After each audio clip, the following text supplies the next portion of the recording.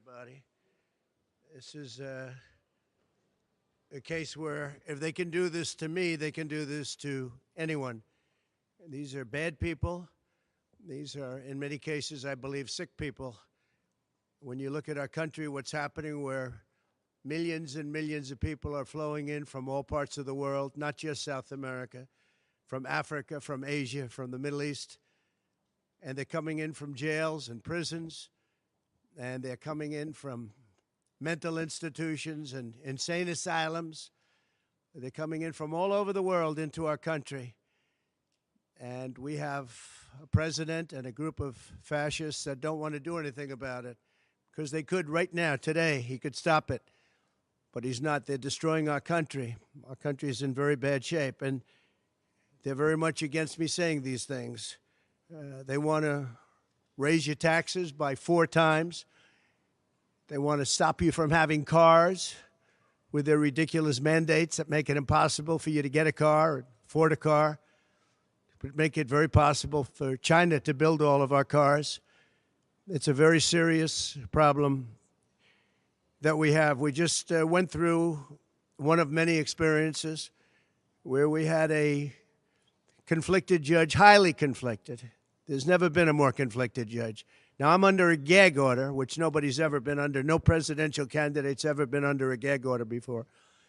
I'm under a gag order, nasty gag order, where I've had to pay thousands of dollars in penalties and fines and was threatened with jail.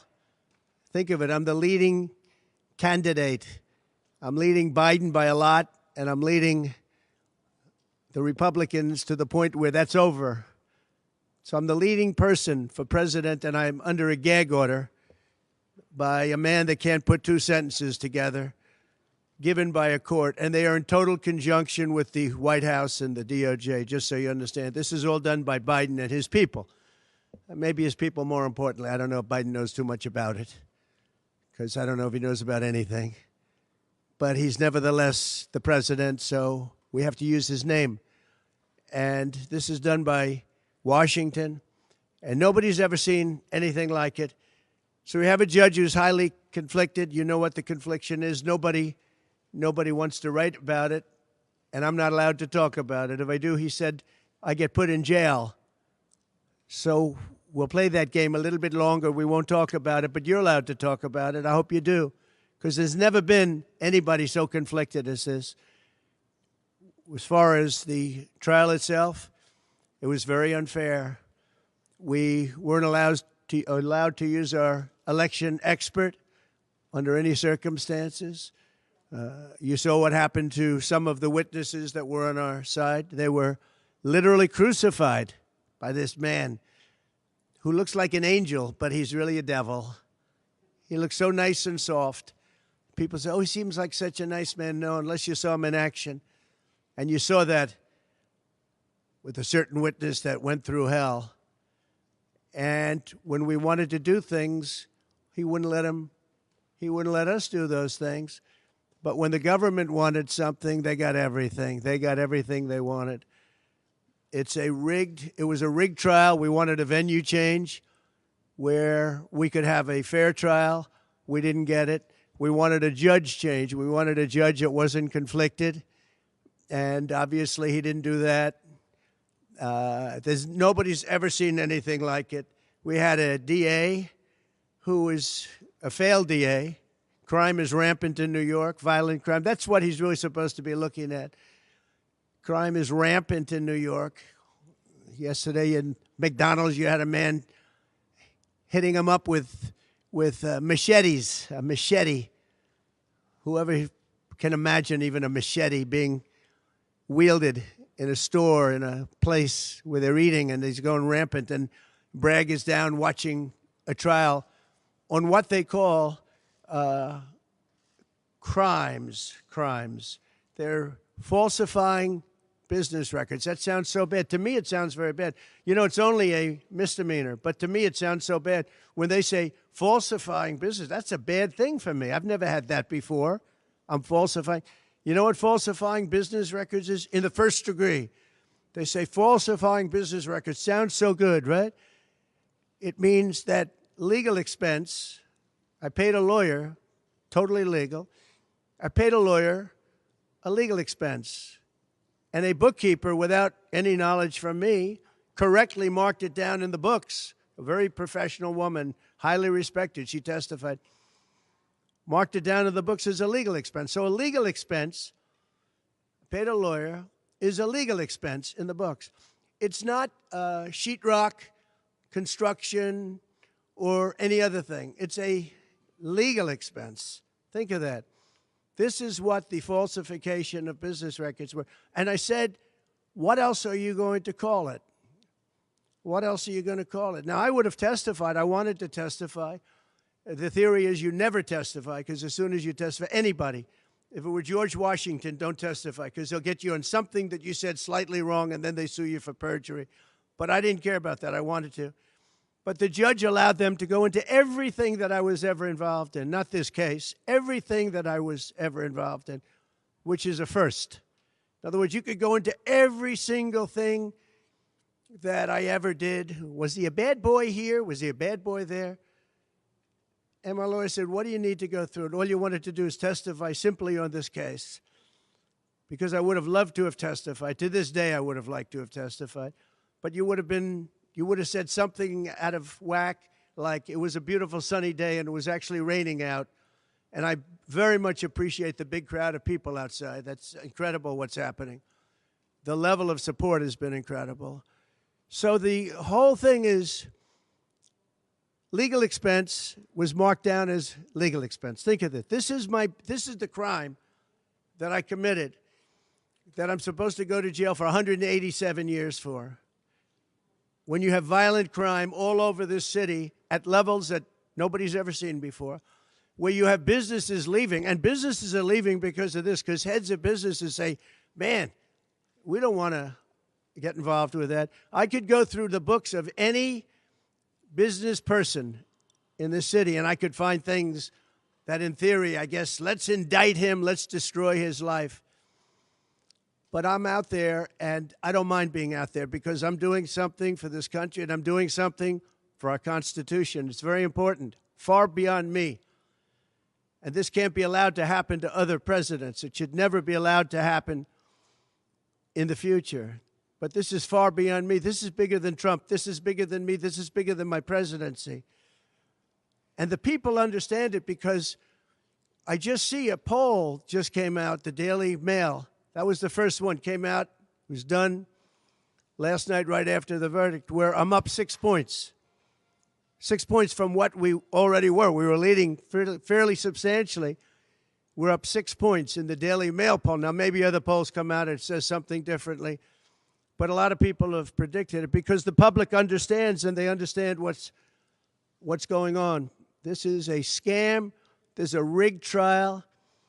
It shouldn't have been in that venue. We shouldn't have had that judge. He should have allowed us to have an election expert. We had the best expert, most respected expert, head of the Federal Elections Commission. He was all set to testify. He was waiting for 2 days. And when it was his turn, Bragg's people protested, and the judge knocked him out, said you can't testify. He actually said you can't testify for anything having to do with the trial. You can say what the federal elections is. Well, that doesn't help. Everybody knows that. But you can't testify. So essentially, he wasn't able to testify. Other people weren't able to testify. But with these people, they were able to use people salacious. By the way, and nothing ever happened. There was no anything. Nothing ever happened, and they know it. But they were as salacious as they could be, and it had nothing to do with the case. But it had to do with politics. And do you notice the timing? The timing was perfect. This case was dead. It was dropped by every agency, every governmental board. It was dropped by the highly respected Southern District.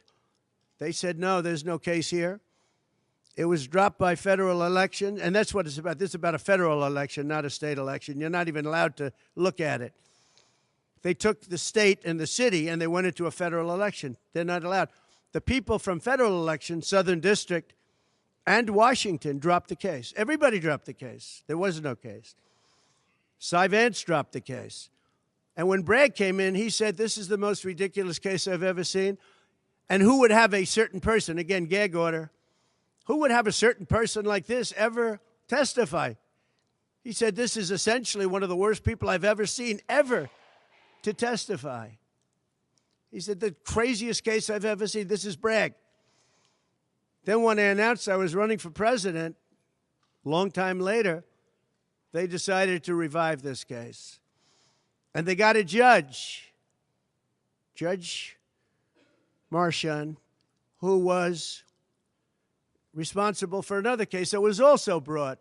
It destroyed the life of a very good man, by the way. Destroyed the life of a very good man who went to prison once, and then they just put him in prison again because they said he lied. He didn't lie. I looked at the statements he made. In fact, he didn't remember something, and they put him in jail. Again, they've destroyed him. With me for many years, he was an honorable person. He was an honest man. And if you look at what he did, supposedly, it never happened. There's never been anything like this. Over the education of his grandchildren. Over, he didn't report that he had a car or 2 cars on his income. I don't know. I wonder how many people here have cars. I wonder how many people said, oh, gee, I have a car that's worth X dollars. How do you even figure it? And I guess you do have to report it, but I would say probably almost nobody does. Nobody even thinks about it. They put this man, they destroyed this man, but they put him in jail again because they didn't want him to testify. They didn't want him to testify. That's why he went to jail. They put him in jail twice. He's 77 years old. Now, normally I'd say that's an old guy, but I don't feel 77.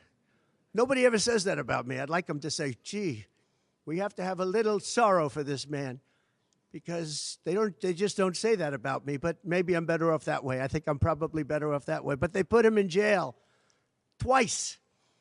And you have to see what they put him in jail. And he was threatened by the judge. This man was told, you're going to get 15 years in jail if you don't give up Trump. And he was told that. You're going to get 15 years in jail. And he made a plea deal because he didn't want to spend the rest of his life. And he was told that viciously. We're living in a fascist state. He was told that viciously. So you can go to jail for 4 months, 5 months, or you can get 15 years in jail. So do a plea. Almost who wouldn't do that plea? Everyone does those pleas. It's a horrible thing. There's a whole group of lawyers that fight that. It's so unfair. It's so unfair. But they destroyed his life. So many other things. You look at Southern District didn't want to bring the case. Nobody wanted to bring the case. And then you know who didn't want to bring the case? Most of all is Bragg. Bragg didn't want to bring it. But then he brought it. And they tried to make it a different case. They didn't say legal expense equal legal expense. Again, if I wrote down and paid a lawyer, and by the way, this was a highly qualified lawyer. Now, I'm not allowed to use his name because of the gag order. But, you know, he's a sleazebag. Everybody knows that. Took me a while to find out. But he was effective. He did work. But he wasn't a fixer. He was a lawyer. You know, they like to use the word fixer. He wasn't a fixer. He was a lawyer. At the time, he was a fully accredited lawyer. Now, he got into trouble not because of me. He got into trouble because he made outside deals, and he had something to do with taxi cabs and medallions, and he borrowed money. And that's why he went. And then he pled to three election violations. And as soon as I saw that, I said, I wonder why he did that. He pled. He took a deal. Now, he took a deal because he wanted to get off. In other words, I'll take a plea deal, and I want to get off. And he wanted to make a deal with the Southern District. And they wrote the worst report I think I've ever seen on any human being, other than the report that was written on James Comey by the Inspector General, a very great Inspector General, actually, wrote a report that was so bad. This one was possibly worse. The Southern District, the judge didn't let us use it. He said, it's hearsay. I said, it's not hearsay. Wouldn't let us use it. This is about the man. But he got in trouble for a very simple reason, because he was involved with borrowing a lot of money, and he did something with the banks. I don't know if it's defrauded the banks, but something happened. You guys know what it is. And then in addition to that, he gave up on 3 things where he wasn't guilty. In fact, they were going to testify in that. The head of the FEC, the Brad Smith, the election expert, #1 rated in the country, who was going to testify. He took a plea on 3 things. He just added them in because that gave him more bargaining power with respect to me. But the 3 things that he pled on, having to do with the election and having to do essentially a little bit with me, they weren't crimes. They weren't crimes. Nor is paying money under an NDA. So we have an NDA, non-disclosure agreement. It's a big deal, a non-disclosure agreement. Totally honorable, totally good, totally accepted. Everybody has them. Every company has non-disclosure agreements. But the press called it slush fund and all sorts of other things. Hush money, hush money. It's not hush money. It's called a non-disclosure agreement. And most of the people in this room have a non-disclosure agreement with their company. It's a disgrace. So it's not hush money. It's a non-disclosure agreement, totally legal, totally common. Everyone has it.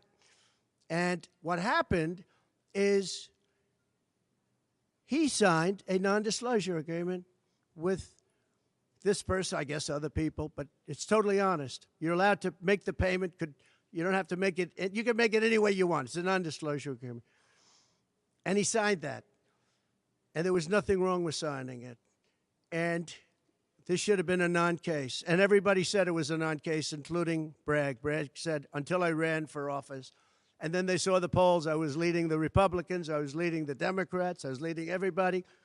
And all of a sudden, they brought it back. It's a very sad thing that's happening in our country. And it's a thing that I'm honored. In a way, I'm honored. It's not that it's pleasant. It's very bad for family. It's very bad for friends and businesses. But I'm honored to be involved in it because somebody has to do it. And I might as well keep going and be the one.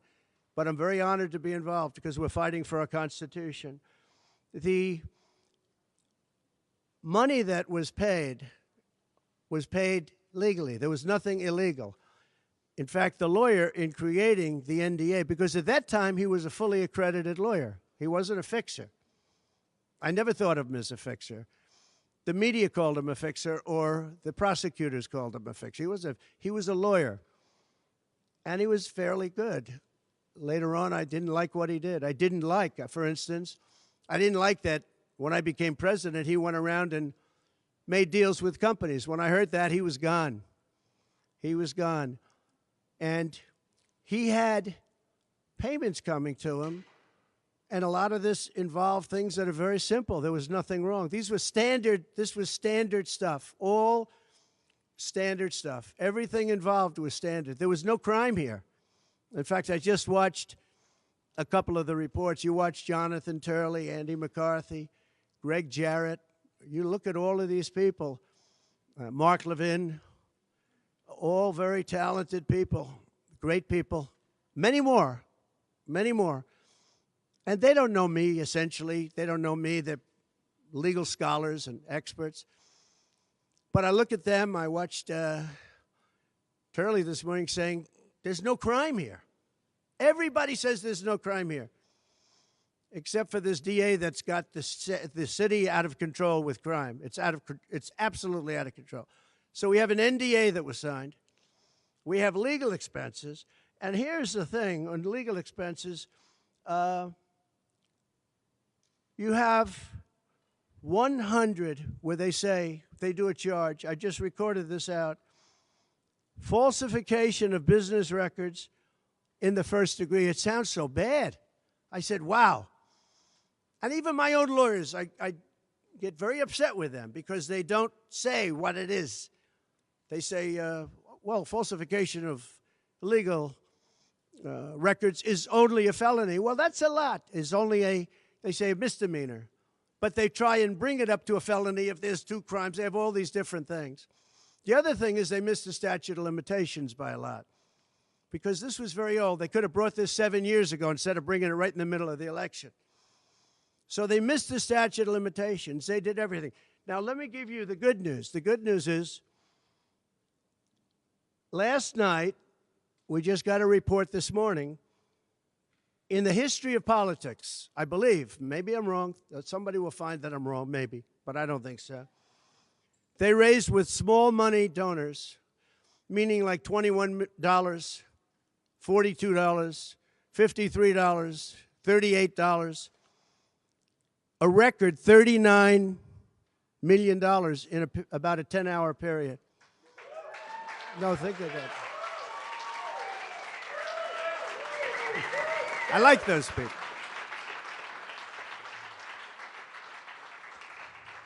Because so far, I guess it's backfiring. Now, I don't know. I'd rather not have it happen. I don't want to have it backfiring. I don't want to win this thing legitimately, not because they were stupid and did things that they shouldn't be doing. They shouldn't have brought this case.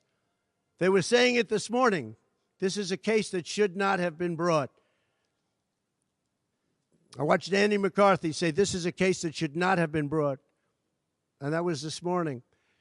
But they all say that. Every legal scholar has said it. And these are great people. They really understand the law.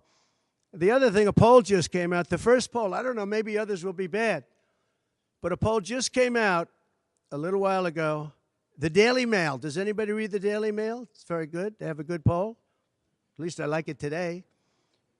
And the Daily Mail just came out with a poll, and it has Trump up 6 points in the last 12 hours. 6 points. 6 points since this happened. Who thought this could happen?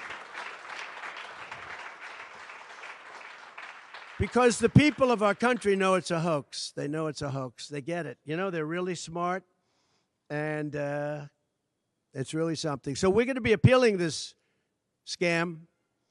We're going to be appealing it on many different things. He wouldn't allow us to have witnesses. He wouldn't allow us to talk. He wouldn't allow us to do anything. The judge was a tyrant. And you got to see that with Bob Costello, a fine man. I've never seen anything like it, and neither has anybody that was in that courthouse where he demanded that the courthouse be cleared. Now, the good news is most of the people in the courthouse were the media. And anybody that was in the media, if you're fair, you'll say, wow, that was anger. That was crazed. He was crazed. And the reason that Bob Costello acted a little bit upset, which I think he has a right to, was that every question he was being asked was being objected to by the other side and sustained by the judge. Sustained. I think he did it many times. I don't know what the number, many times. Even I was sitting there saying, and these were basic questions. And I never saw anybody treated that way by a judge. And I've been treated very badly by two other judges also, because it's all the same thing. And it all comes out of the White House. Crooked Joe Biden, the worst president in the history of our country. He's the worst president in the history of our country. The most incompetent. He's the dumbest president we've ever had. He's the dumbest president, most incompetent president, and he's the most dishonest president we've ever had. And so many of he's a Manchurian candidate. You take a look at the way he treats China, Russia, so many others. You know, I ended the Russian pipeline. It was dead. He comes in and he approves it. And he gets $3.5 million, meaning $3.5 million is paid to the family, his family, from the mayor of Moscow's wife. And I said, where did that come from? Nobody wants to talk about it. But he's a very big danger to our country. And the only way they think they can win this election is by doing exactly what they're doing right now, win it in the courts because they can't win it at the ballot box. So we're going to show them that, we're going to fight. It's actually, I don't know, it's something where I'm wired in such a way that a lot of people would have gone away a long time ago. They would have gone away after impeachment hoax number 1. That was a total hoax. I had great support from the Republican Party, though. Then you had impeachment hoax number 2.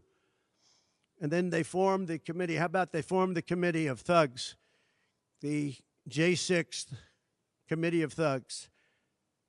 And they took their records And they destroyed all of the records after the committee was abandoned because those records were great for us. Now, can you imagine if Republicans did that? Everybody would have been in jail by now. Think of it, the unselect, I call it the unselect, they call it select committee, I call it the unselect committee of thugs. They meet, it's 100% Democrat and 2 past Republicans that are no longer Republicans, that are no longer in business anymore, thank you. But it was all Democrats and 2 wayward Republicans. Liz Cheney and crying Adam Kinzinger. He cries every time he goes on television. He's the most emotional human being I think I've ever seen. And that was our representatives. These 2 people were our rep. So they had all this stuff that they're leaking. And then when it came time to look at the records, like where the police said and the Capitol Guard said that I supplied, think of it, that I recommended as many soldiers or National Guard as you want. 10,000. If you had 500, you wouldn't have had a problem. There wouldn't have been a J6. But Nancy Pelosi and the group didn't want it. Anyway, so they have testimony to all of that, that I did not attack the Secret Service agent in the front of a car. You know, these are strong people. And I supposedly went to the driver, and I grabbed him around the neck. And he rebuffed me, and then I went to the other guy, who I think is a black belt in karate, and he's slightly younger than me, maybe 35 years, 40 years, 50 years. And I grabbed him around the neck and said, he's a black belt in karate. They know how to get somebody from around their neck. They would have gone like this, and that would be the end of that. Actually, I had a friend that said, you shouldn't dispute that. That makes you look like the toughest cookie we've ever seen. You should have let that go on. But the fact is, it never happened. It was all made up. And that was proven to be made up. It proved to be a false story.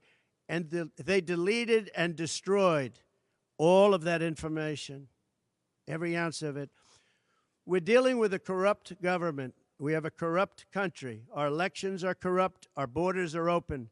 Our borders are going to be closed very soon. November 5th is going to be the most important day in the history of our country. Now, when I say that, because my people are always saying, do this, because we're fighting for America, DonaldJTrump.com. I hope everybody watching right now, DonaldJTrump.com, because it really makes a difference. They have a lot of money on the other side. I don't know where they get it. Nobody knows where they get it. But for some reason, they get money. But they're not on the side of our country. In many ways, I think they hate our country. Who on earth can want open borders where people are allowed to pour in from countries unknown, from places unknown, from languages that we haven't even heard of? We have people sitting in schools with languages where very few people have ever even heard of these languages. It's not like Spanish or French or Russian. Languages unknown. We have people coming from corners of the globe, and many of them are not good people. Many terrorists, record levels of terrorism, record levels of terrorists have come into our country. Record. They've never seen anything like it. You know, there was a report that in 2019, I don't believe this, by the way, the media gave it, and it was good for me, believe it or not. They said in 2019, there were no terrorists recorded that came into our country. I don't believe that. I don't think that's possible. But 2019 was a Trump year. I don't believe that that could be possible. But they said no terrorists came into our country. So let's say it was close. Let's say it was close. But now record levels of terrorists, record levels, the highest level we've ever seen of terrorists are pouring into our country. You have China with just in the last few months, 29,000 people came in, and I looked at them on a line, and they look like perfect soldiers. They're almost all male, from 19 to 25. It looks like a recruiting exercise. They have beautiful tents. They have propane stoves. They have cell phones, the best you can buy. I said, what's going on? It looks like they're building an army right in our country. Now, I don't think that would happen, right? We're losing our country. And I really think that this is an event, what took place yesterday with this judge. Look, we have conflicted, but he's a crooked judge, and you'll understand that. And I say that knowing that it's very dangerous for me to say that, and I don't mind, because I'm willing to do whatever I have to do to save our country and to save our Constitution. I don't mind.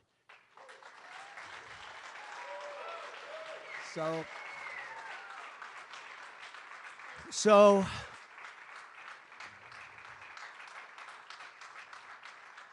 thank you. So we will continue the fight. We're going to make America great again. Very simple. When people fight MAGA, they say, we're going to fight. I watch Biden. We're going to fight MAGA. We're going to stop MAGA. It's make America great again. That's all it is. MAGA. Make America great again. Our country's in serious trouble. We owe $36 trillion. We were energy independent for the first time ever, and now we're begging Venezuela for oil. One statistic you have to hear. Venezuela was crime-ridden. Caracas, their cities, crime-ridden. 2 years ago, 3 years ago. They just reported a 72% drop in crime in the last year because all of their criminals, most of them, and the rest are coming in now, the ones that didn't come in. In Venezuela, their prisons have been emptied into the United States. Their criminals and drug dealers have been taken out of the cities and brought into the United States. And that's true with many other countries. The Congo has just released a lot of people from jail. Congo, Africa, just released a lot of people from their prisons and jails and brought them into the United States of America. This is what's happening to our country. And it's not sustainable by anyone. Little things like our kids can't have a Little League game anymore because you have tents and you have migrants living on the fields. That's the least of it. People are taking over our luxury hotels, migrants, and yet our veterans, our great veterans, are living on the streets like dogs. They're living on the streets.